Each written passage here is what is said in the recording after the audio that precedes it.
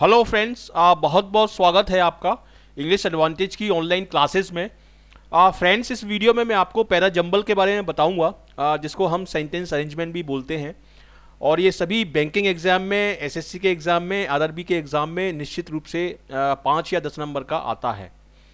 तो sentence arrangement और para jumble में डिफरेंट सेंटेंसेस होते हैं, 6 या 7 सेंटेंसेस रहते हैं, जिनको आपको एक सीक्वेंस में प्लेस करना होता है ताकि आप उसका एक मीनिंगफुल पैराग्राफ बना सकें। और वो रैंडम ऑर्डर में दिए हुए रहते हैं। तो सेंटेंस अरेंजमेंट भी एक तरीके से लॉजिकल रीजनिंग है।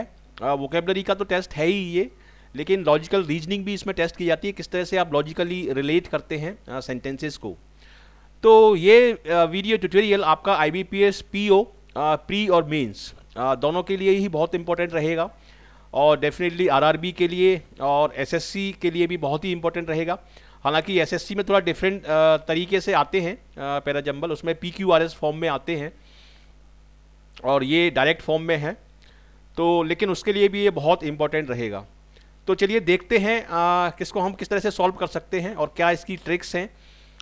ये video tutorial Hindi medium students के लिए है, हिंदी लैंग्वेज में रहेगा ये। और इसका इंग्लिश वर्जन आप देखना चाहते हैं तो इंग्लिश की प्लेलिस्ट में सेंटेंस अरेंजमेंट की एक अलग से प्लेलिस्ट है इस चैनल पर, उसमें जाके आप देख सकते हैं। तो ये है कुछ tricks to solve para jumble. Para jumble मतलब पैराग्राफ एक होता है, और पैराग्राफ के जो सेंटेंसेस होते हैं उनको जंबल्ड फॉर्म में मिला दिया जाता है, इधर उधर कर दिया जाता है। मतलब फर्स्ट सेंटेंस को तीसरा सेंटेंस बना दिया जाता है, लास्ट सेंटेंस को फर्स्ट सेंटेंस बना दिया जाता है। तो पैरा जंबल का मतलब है कि पैराग्राफ के जो सेंटेंसेस हैं उनको जंबल्ड कर दिया गया है, उनको मिक्सअप कर दिया गया है। तो देखते हैं ट्रिक्स क्या है। देखिए, पैरा जंबल में first noun will come and then a pronoun to replace it. यहां पर दिया हुआ है, आप पढ़ सकते हैं कि पहले नाउन आएगी और उसके बाद प्रोनाउन आएगी। नॉर्मली पहले नाउन आती है पैरा जंबल सेंटेंसेस में। पहले जैसे राम आ रहा है या अजय आ रहा है, तो उसके बाद फिर ही आएगा। ठीक है, तो first noun will come and then a pronoun will come to replace it. पहले नाउन हमेशा रखेंगे हम और उसके बाद हम प्रोनाउन को रखेंगे। सेकंड देखिए, सेकंड ट्रिक क्या है। First full form will come and then is short form. पहले फुल फॉर्म आएगी। सपोज पहले एससी आ रहा है, सपोज पहले सुप्रीम कोर्ट आ रहा है, तो एससी बाद में आएगा, पहले सुप्रीम कोर्ट आएगा। या इनकम टैक्स के लिए हम आईटी यूज कर रहे हैं, तो पहले इनकम टैक्स आएगा, उसके बाद आईटी आएगा, ताकि आप जान सकें कि ये आईटी जो वर्ड है वो किसके लिए यूज हो रहा है। इनकम टैक्स के लिए यूज हो रहा है या इंफॉर्मेशन टेक्नोलॉजी के लिए यूज हो रहा है। तो पहले आपका फुल फॉर्म आएगी, उसके बाद आपका ये एक्रोनिम या शॉर्ट फॉर्म आएगी। तो ये एक बहुत इंपॉर्टेंट ट्रिक है। थर्ड थिंग क्या है, figure out the opening sentence. सबसे पहले आपको फिगर आउट करना होता है, पता लगाना होता है कि ओपनिंग सेंटेंस क्या है, फर्स्ट सेंटेंस क्या है। फर्स्ट सेंटेंस के बाद आप लॉजिकली रिलेट करके बाकी के सेंटेंस को आप पता लगा सकते हैं। ठीक है, तो ये भी एक बहुत इंपॉर्टेंट एक्सरसाइज होती है। और इसमें मैंने नीचे लिखा है कि कौन कौन से सेंटेंस फर्स्ट सेंटेंस नहीं हो सकते। कोई भी सेंटेंस यदि सो से स्टार्ट हो रहा है, सो, या हैन से स्टार्ट हो रहा है, या दस से स्टार्ट हो रहा है, या बिकॉज से स्टार्ट हो रहा है, ये सारे कनेक्टर्स हैं। ठीक है, जैसे फॉर एग्जाम्पल है, फॉर एग्जाम्पल में हम एग्जाम्पल देते हैं किसी प्रीवियस सेंटेंस का। फॉर इंस्टेंस किसी प्रीवियस सेंटेंस का एग्जाम्पल देते हैं, एज एंड व्हेन। तो ये वाले सेंटेंस से फर्स्ट सेंटेंस पैराग्राफ का स्टार्ट नॉर्मली नहीं होगा। बट हुआ, हैंस हुआ, दस हुआ, बिकॉज हुआ, येट हुआ, सो हुआ, ऑल्दो हुआ। ठीक है, तो ये सारे वर्ड मैंने दिए हैं। इन वर्ड से आपका सेंटेंस फर्स्ट सेंटेंस स्टार्ट नहीं होगा, दूसरा कोई सेंटेंस स्टार्ट हो सकता है। मैंडेटरी पेयर का क्या मतलब है। मैंडेटरी पेयर का मतलब है कि क्लोजली रिलेटेड पेयर।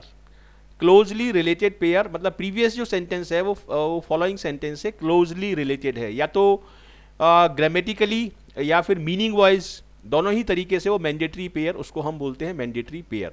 अभी मैं बताऊंगा आपको कि किस तरीके से ये मैंडेटरी पेयर बनते हैं। और नेक्स्ट ट्रिक है आपकी, apply common sense approach and try to correlate the sentences logically. Logically sentences को आपको कोरिलेट करना होता है कि किसके बाद कौन सा सेंटेंस आएगा। तो मैं अभी आपको बताऊंगा इसमें किस तरीके से इन ट्रिक्स को हम अप्लाई करेंगे। और इन ट्रिक्स को आप अप्लाई करते हैं तो डेफिनेटली आप कठिन से कठिन पैरा जंबल को आसानी से सॉल्व कर सकते हैं।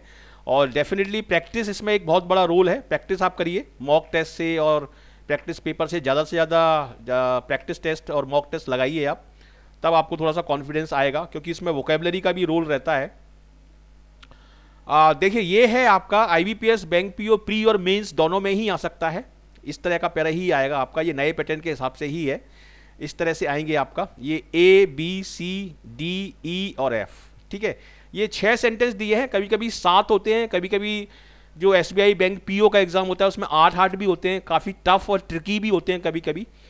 ठीक है, तो लेकिन आप लॉजिकली रिलेट करते हैं तो आप इसको कर सकते हैं।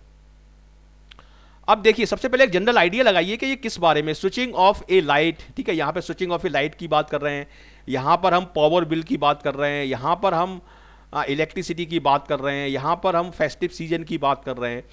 तो इसका सिंपल सा मतलब ये है कि यहाँ पर हम इलेक्ट्रिसिटी बचाने की बात कर रहे हैं, और यहाँ पर जो लोग बाग वेडिंग सीजन में या फेस्टिव सीजन में इलेक्ट्रिसिटी को वेस्ट करते हैं उसकी बात हो रही है कि उसको हम किस तरीके से सेव कर सकें इलेक्ट्रिसिटी को, और किस तरह से उसको बचा सकें। एक जनरल आइडिया वर्ड मैंने देखे और वर्ड देखने के बाद एक अंदाजा लगाया कि एक जो पैराग्राफ है वो इसके बारे में है, इलेक्ट्रिसिटी सेविंग के बारे में है, पावर सेविंग के बारे में है, और उसी के बारे में ये पूरा पैरा है। अब देखिए इसमें सेंटेंस देखिए, मैं जो ट्रिक्स मैंने बताई है वो किस तरह से अप्लाई करेंगे। देखिए येट यहाँ पे दिया हुआ है, तो मैंने अभी बताया है आपको कि येट से सेंटेंस स्टार्ट नहीं होगा। ठीक है, उसी तरीके से यहां पर दिया हुआ है सो, तो सो और येट से सेंटेंस स्टार्ट नहीं होगा, और यहां पर दिया हुआ है this is true specially during the festive season and wedding season.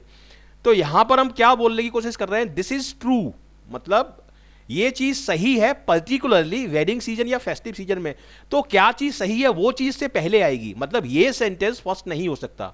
ठीक है, तो मैंने 3 सेंटेंस यहां से निकाल दिया, एक येट वाला और एक सो वाला और एक दिस वाला।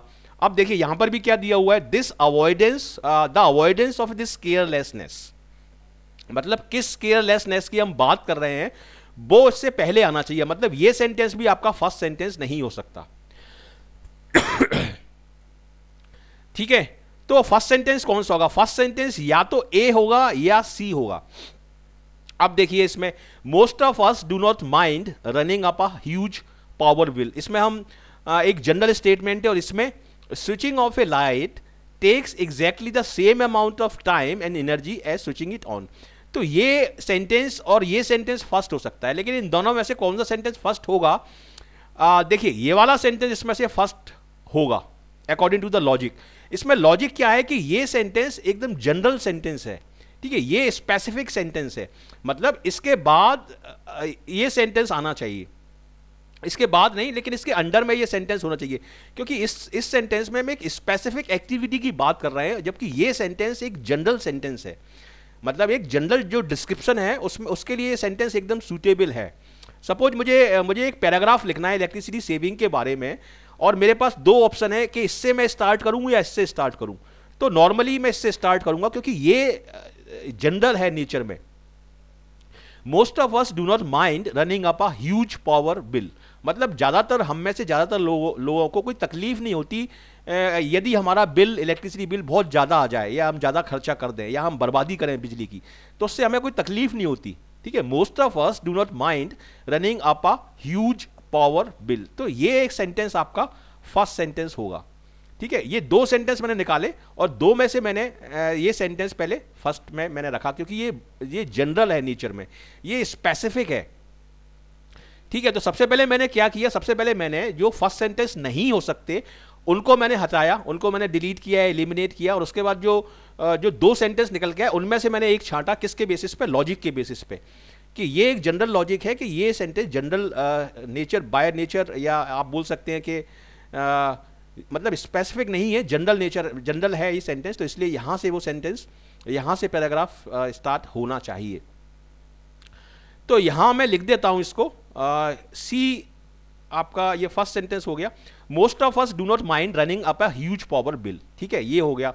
अब इसके बाद क्या आ सकता है, कौन सा सेंटेंस आ सकता है इसके बाद, इसके बाद देखिए लॉजिक क्या कह रहा है, लॉजिक ये बोल रहा है कि ये वाला सेंटेंस इसके बाद मैंडेटरी पेयर बनेगा, मतलब सी और ई का एक मैंडेटरी पेयर बनेगा। ऐसा क्यों होगा, क्योंकि इसमें मैंने लिखा है कि this is true, this is true, मतलब किसी घटना की बात कर रहे हैं कि ये सही है, लेकिन स्पेशली फेस्टिव और वेडिंग सीजन में ये बात ज्यादा सही है। ठीक है, कौन सी बात ज्यादा सही है, वो है प्रीवियस सेंटेंस। ठीक है, तो सी और ई आपका ये दोनों मिलके एक मैंडेटरी पेयर बना रहे हैं। मतलब इसके बाद लॉजिकली यदि मैं रिलेट करूं तो यही सेंटेंस आ सकता है, this is true specially during the festive and wedding season. Festive season जब आता है, दिवाली वगैरह या वेडिंग सीजन आता है, तो इलेक्ट्रिसिटी की काफ़ी वेस्टेज होती है, काफ़ी बर्बादी होती है। तो यही सेंटेंस आपका इसमें आपका मैंडेटरी पेयर के अकॉर्डिंग और लॉजिक के अकॉर्डिंग आपका सेकंड सेंटेंस बन रहा है, दिस इज ट्रू।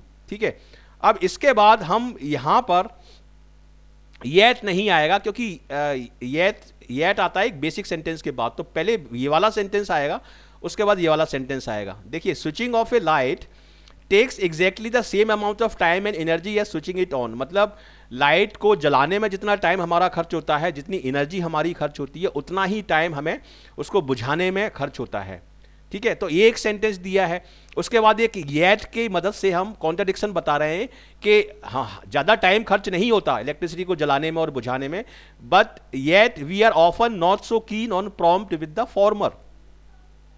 लेकिन उसके बावजूद भी हम बिजली को बचाने में ज़्यादा प्रॉम्प्टनेस नहीं दिखाते। ठीक है, यहां पर दिया है फॉर्मर, तो फॉर्मर का यहां पर क्या मतलब है, यहां पर देखिए एक होता है फॉर्मर और एक होता है लेटर। ठीक है, LATTER, लेटर मतलब बाद वाला और फॉर्मर मतलब पहले वाला। ठीक है, तो इसमें दो एक्टिविटी दी है, स्विचिंग ऑफ और स्विचिंग ऑन। तो यहां पर फॉर्मर एक्टिविटी की बात हो रही है, मतलब स्विचिंग ऑफ की बात हो रही है। मतलब हम लाइट को बुझाने में ज्यादा प्रॉम्प्टनेस नहीं दिखाते, हालांकि उसमें ज्यादा टाइम नहीं लगता, जितना टाइम लाइट को जलाने में लगता है उतना ही उसको बुझाने में लगता है, लेकिन उसके बावजूद भी हम उसको बुझाने में एकदम प्रॉम्प्टनेस नहीं दिखाते। तो पहले ये बेसिक सेंटेंस आएगा और उसके बाद यहां एट के थ्रू मैं क्या दिखा रहा हूं, कॉन्ट्रडिक्शन दिखा रहा हूं। ठीक है, तो ये ए और बी का आपका मैंडेटरी पेयर बन गया। ठीक है, और इसके बाद यही सेंटेंस आना चाहिए, this is true specially during the festive and wedding season. देखिए, अब इसके बाद मैं ये दोनों सेंटेंस क्यों लगा रहा हूं, ये वाला सेंटेंस और ये वाला सेंटेंस क्यों नहीं लगा रहा, क्योंकि ये वाला सेंटेंस जो सो से स्टार्ट हो रहा है, ये नॉर्मली या तो लास्ट सेंटेंस होगा या आपका सेकेंड लास्ट सेंटेंस होगा। ठीक है, लेकिन अगर यदि मैं इसको अभी बीच में इंसर्ट कर दूंगा तो ये वाले सेंटेंस रह जाएंगे और ये वाला सेंटेंस तो बाद में आएगा, क्योंकि इसमें ये सो से स्टार्ट हो रहा है। और this avoidance of this carelessness ये भी बाद में आएगा, क्योंकि हम इसमें अवॉइडेंस की बात कर रहे हैं कि कौन सी अवॉइडेंस। तो वो जो अवॉइडेंस की घटनाएं हैं, जो अवॉइडेंस की एक्टिविटीज है, वो इससे पहले आने चाहिए, तभी तो मैं बोलूंगा कि ये जो केयरलेसनेस है ये हमारी कंट्री के लिए एक अच्छी चीज हो सकती है।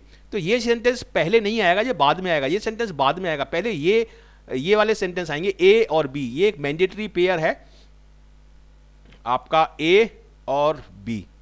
ठीक है, अब मैं बोल सकता हूं कि yet we are often not so keen और प्रॉम्प्ट विद द फॉर्मर। उसके बावजूद भी हम प्रॉम्प्टनेस नहीं दिखाते बिजली को बंद करने में, जो कि फालतू में खर्च हो रही है। इसलिए अब यहां पर ये रिजल्ट दिखाएंगे कि इसका रिजल्ट क्या होता है। So every year we burn up hundreds of units of electricity which we could have easily saved.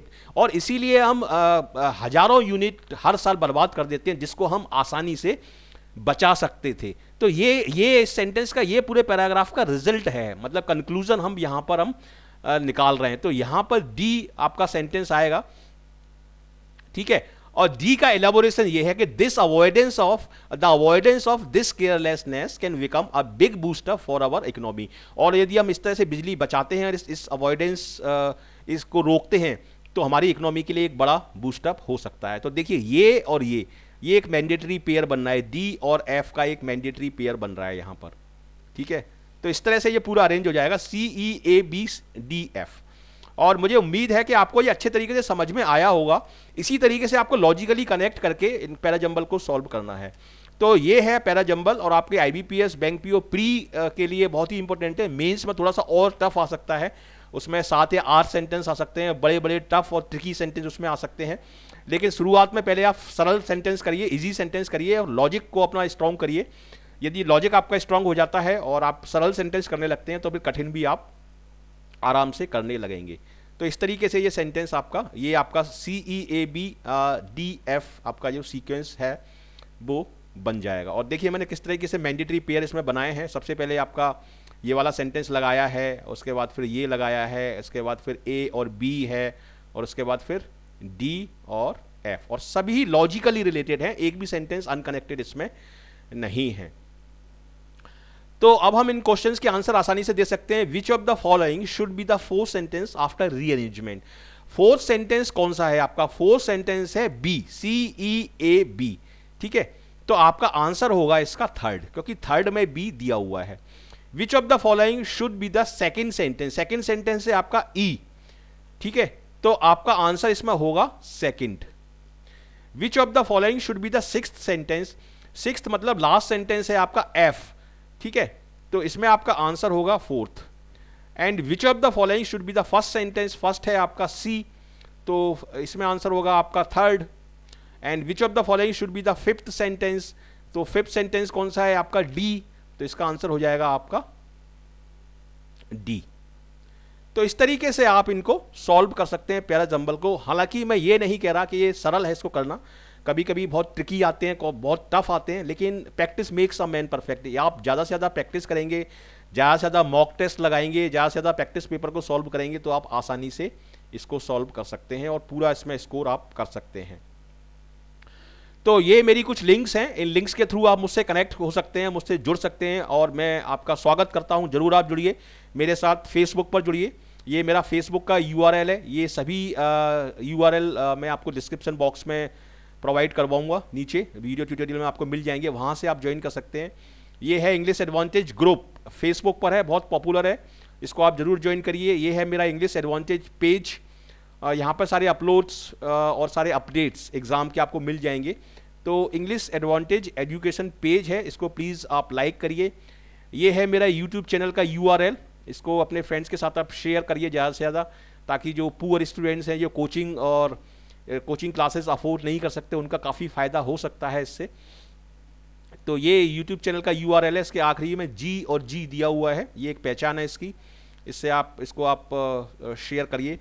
और ट्विटर पे आप मुझे फॉलो कर सकते हैं, और लिंक्डइन पर भी कनेक्ट हो सकते हैं। ये है मेरा व्हाट्सएप नंबर 9893719933, और कांटेक्ट भी कर सकते हैं, व्हाट्सएप नंबर भी है ये मेरा, और ये है मेरा ईमेल ID। तो इनके थ्रू आप मुझसे डेफिनेटली कांटेक्ट कर सकते हैं और कनेक्ट हो सकते हैं। और आप कनेक्ट होते हैं तो मैं आपका बहुत बहुत स्वागत करता हूं फेसबुक पर, और इंग्लिश एडवांटेज ग्रुप में, और इंग्लिश एडवांटेज एजुकेशन पेज पर। तो यदि आपको ये वीडियो आपके एग्ज़ाम के लिए और आपकी सफलता के लिए आपको यूजफुल लगा है, तो ज़रूर इसको लाइक करिए, शेयर करिए अपने फ्रेंड्स के साथ, ताकि उनका भी फ़ायदा हो। कमेंट करके मुझे बताइए कि कैसा लगा आपको, क्योंकि आपके कमेंट मेरे लिए प्राइसलेस हैं, बेहद कीमती हैं। तो ज़रूर आप कमेंट करिए। और यदि आप फर्स्ट टाइमर हैं इस चैनल पर, तो प्लीज़ ज़रूर सब्सक्राइब करिए, ज़रूर हमारे चैनल से जुड़िए। और यदि आप जुड़ते हैं तो मैं आपका स्वागत करता हूँ, और आपको इसी तरीके के top class videos, exam oriented videos आपकी सफलता के लिए मैं अपलोड करूँगा, जिससे कि आपको अपने एग्ज़ाम में सफलता मिलेगी। तो ज़रूर हमारे साथ जुड़िए, आपका बहुत बहुत स्वागत है। ज़रूर इस चैनल को सब्सक्राइब करिए। और आखिरी में मैं यही करूँगा कि thank you very much for watching this video, and I wish you all the best for your bright future. Thank you very much, and God bless you.